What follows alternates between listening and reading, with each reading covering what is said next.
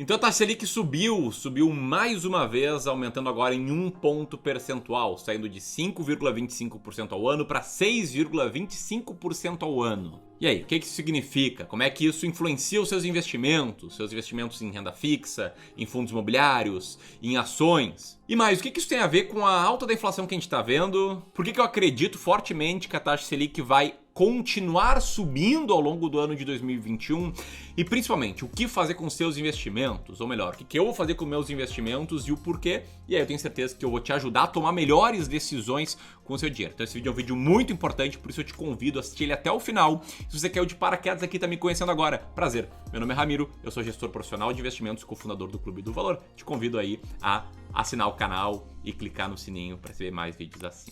E enquanto roda a vinheta, deixa aqui o teu comentário. Você acredita que a taxa Selic vai seguir aumentando? E se sim, até onde você acha que ela vai?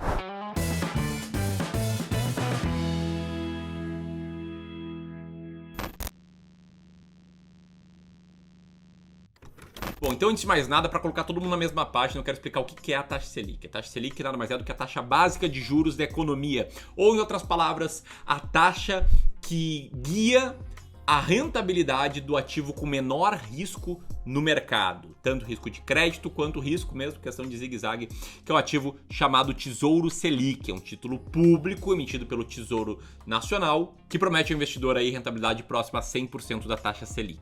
Só que não é só isso, né? Por ser a taxa que influencia a rentabilidade do Tesouro Selic, a taxa Selic acaba tendo influência em toda a renda fixa de forma geral. Certamente você já ouviu o termo CDI, né? Conheceu algum investimento que rende 100% CDI, 110%, 120% CDI, não é mesmo? Pois bem, o CDI é praticamente idêntico à taxa Selic. Então, se a taxa Selic aumentou, o CDI também vai aumentar a rentabilidade anual. E com isso, vai ser alterado aí a rentabilidade da caderneta de poupança, de vários CDBs, de vários LCIs, LCAs e outros ativos aí de renda fixa. Beleza? Todo mundo na mesma página. Agora, por que a taxa Selic aumentou e por que eu acredito que ela vai seguir aumentando ainda esse ano? Então vamos lá, tá? O IPCA, o Índice de Preços ao Consumidor Amplo, que é uma forma de medir a inflação, ele tá aumentando. O GPM, o Índice Geral de Preços de Mercado, que é outro índice que mede a inflação, também tá aumentando bastante nos últimos meses. E por que eu tô falando aqui da inflação? Tá, tô falando da inflação para te apresentar esse gráfico que mostra aí a rentabilidade anual do IPCA e do CDI. E você pode ver no gráfico, não precisa ser nenhum gênio estatístico, para ver que as duas linhas se comportam juntas. Quando o IPCA, a linha azul, está um pouco maior, o CDI também está um pouco maior. Quando o IPCA está um pouco menor, o CDI também está um pouco menor. Por que isso acontece? Porque a taxa Selic é um mecanismo usado para controle de inflação. Numa grande simplificação, o que é inflação? É excesso de dinheiro em circulação, as pessoas gastando mais e mais e aumentando o preço de tudo. E a taxa Selic, como eu falei aqui no início do vídeo, ela dita a rentabilidade de ativos com baixíssimo risco.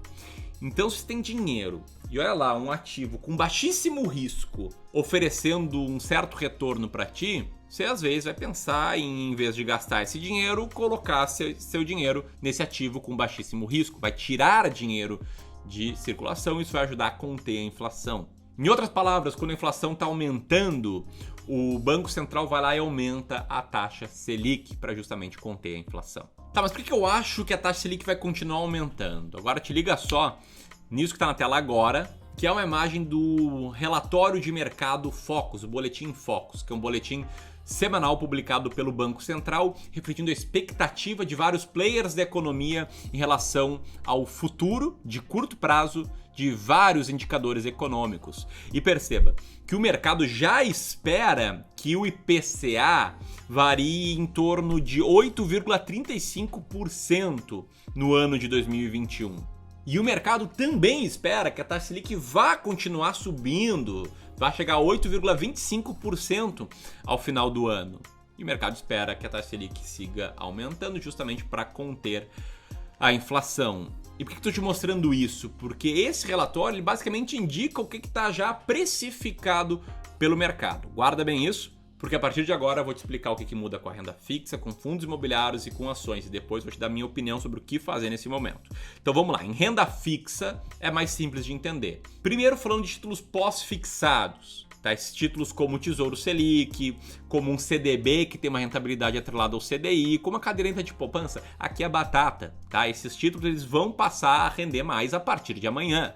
Esse aumento da taxa Selic já vai refletir imediatamente no aumento da rentabilidade desses títulos, beleza? E quando eu falo em aumento da rentabilidade, eu me refiro ao aumento da rentabilidade nominal, ou seja, eles vão render nominalmente mais, porque no limite, o que interessa para você, investidor, é a rentabilidade real, que nada mais é do que a rentabilidade descontado da inflação. Vamos lá, vamos combinar. Não adianta nada ter um ativo que renda 10% ao ano se a inflação for de 9% nesse ano. Seria muito melhor ter um ativo que renda 5% ao ano num ano com inflação de 1 ou 2%. Você aumenta o seu poder de compra de forma mais forte na segunda opção. Mas na renda fixa não temos apenas ativos pós-fixados, temos também os pré-fixados, como um título público chamado Tesouro Pré-fixado ou como Tesouro IPCA+, que na verdade é um ativo híbrido, né? Ele tem uma parte pós-fixada que rende a inflação, o IPCA, e uma parte pré-fixada que é essa taxa de juros a mais do que o IPCA que ele vem a render. Se a taxa Selic significasse a expectativa de juros no futuro, uma taxa Selic mais alta significaria que esses ativos sofreriam. Porém, como eu já adiantei aqui, o que mexe com o retorno desses ativos no curto prazo é uma expectativa de taxa de juros futura. Então te liga só nesse gráfico interativo aqui do Tesouro Direto, mostrando a rentabilidade do Tesouro Pré-fixado com vencimento em 2024. Perceba como a taxa anual que o investidor receberia ao investir nesse título um mês atrás era de 9,74% ao ano. E essa taxa aumentou nesses 30 dias, chegando a 10,12% ao ano. O que isso significa? Tá? Que o cara que comprou lá atrás e vai manter até o vencimento e vai receber exatamente a taxa que foi contratada. Mas o cara que investiu hoje, ele vai receber um pouquinho mais do que o cara que investiu um mês atrás. Ou seja, nesses 30 dias, o preço deu uma caída. Não, deu uma caída porque a perspectiva de taxa Selic aumentou. Pode ver aqui no relatório Focus que uma semana atrás o mercado esperava que a taxa Selic fosse parar em 8% ao ano ao final de 2021 e agora já espera 8,25% ao ano. Mais do que isso, o mercado achava que em 2020 a taxa Selic ia fechar o ano a 8% ao ano. E agora já está esperando uma taxa Selic mais alta ao longo de 2022, na faixa de 8,5% ao ano. E o mesmo em 2023, o mercado uma semana atrás achava que a taxa Selic ia acabar 2023 a 6,5% ao ano e agora já espera que vai acabar 2023 a 6,75% ao ano. Em outras palavras, pode parecer complexo, mas o fato é, a taxa Selic hoje não muda absolutamente nada o retorno de ativos pré-fixados. Mas a expectativa de taxa Selic mais alta, e se a expectativa seguir aumentando, aí sim vai fazer com que esses ativos percam um pouco de valor no curto prazo, porém aumente o retorno recebido por quem for investir nesses ativos daqui para frente. Capite? Então vamos falar agora de fundos imobiliários. Muitas pessoas falam que fundos imobiliários agora com a taxa Selic alta não vão valer a pena. Pois bem, o que essas pessoas pouco sabem é que existe uma correlação grande entre fundos imobiliários e os ativos pré-fixados que eu estava explicando agora. Dá só uma olhada nesse gráfico construído em parceria entre a Hedge Investimentos e Valor Data, mostrando que historicamente existe uma correlação entre o dividend yield do IFIX com a taxa de retorno acima da inflação prometida por um título público, de código NTNB, o famoso Tesouro IPCA+.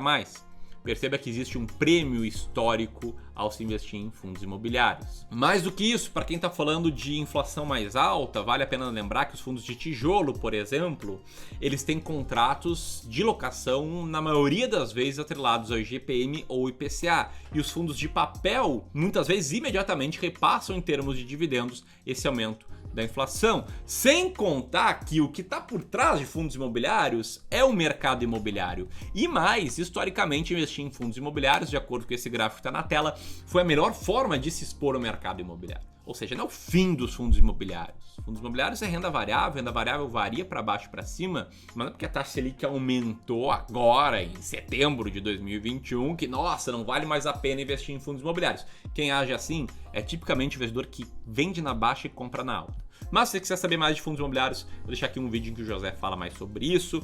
Por quê? Porque eu quero falar sobre investimento em ações. E aí tem dois pontos para falar aqui, Primeiro é o aumento da taxa Selic em si e dos incentivos que os investidores têm de deixar o dinheiro parado em Tesouro Selic ou comprar um CDB com vencimento em 1, 2 ou 3 anos, recebendo um percentual do CDI.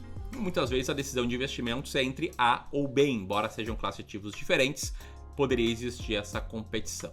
Porém, se isso acontece, a cotação das empresas cai sem que o resultado, o lucro gerado por elas tenha diminuído, o que significa? Que as ações ficam mais baratas, que os valuations ficam mais atrativos. Se você olhar para a teoria financeira, o que faz o preço de uma empresa existir nada mais é do que a expectativa de fluxo de caixa que essa empresa vai gerar entre hoje e o futuro, descontada por uma taxa de juros, que não é a taxa Selic, mas sim a expectativa da taxa de juros de longo prazo.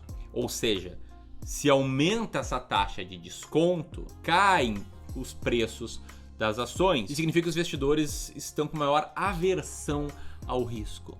O que chega na mesma conclusão. Muitas vezes as ações passam a ser negociadas a preços menores, sem que o resultado tenha caído, ou seja, elas ficam mais baratas. Para mim, essa é a mesma lógica que eu falei de fundos imobiliários, do cara que vende na baixa e compra na alta. Te liga só nesse gráfico, mostrando a Bolsa de Valores no longuíssimo prazo, acima da inflação, ela deu um bom ganho. E acima da renda fixa pós-fixada. Mesmo com todos os problemas que o Brasil passou nas últimas décadas. E olha que isso é média do mercado. Tá? A minha estratégia de seleção de ações, o dossiê das 20 ações, teve na simulação um retorno histórico muito bom e na prática também, né? Que está na tela agora o resultado da carteira de ações de um dos primeiros clientes de gestão aqui do Clube do Valor.